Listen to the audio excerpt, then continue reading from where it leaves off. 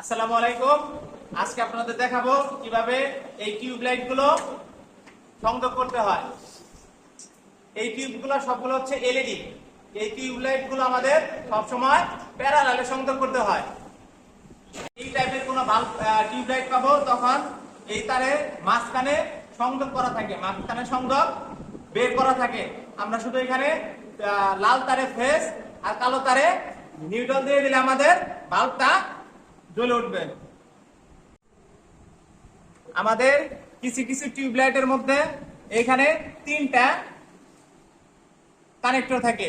কানেক্টরটা দেখতে এরকম থাকে আর কানেক্টর 3টা তার থাকে। এখানে যে হলুদ রঙের যে তারটা আছে, হলুদ আর সাদা মিশ্রিত, এই তারটা হচ্ছে গ্রাউন্ডিং।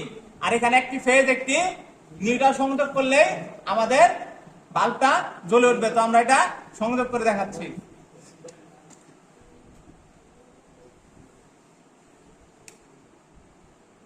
যখন ফেজ আর নিউট্রাল সংযোগ করতে তখন বাল্বটা জ্বলে উঠতেছে।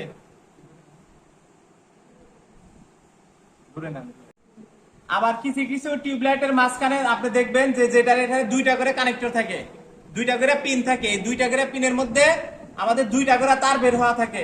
তো আমরা এই 2 তারে একটা তারে ফেজ একটি তারে নিউট্রাল দিলে বাল্বটি জ্বলে উঠবে। এর জন্য আমরা কি করবে, এই কানেক্টরটা আমরা কি কি ভিতরে লাগায়া এর মধ্যে সংযোগ দিব।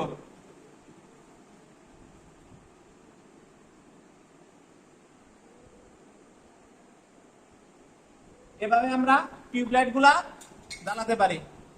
ধন্যবাদ।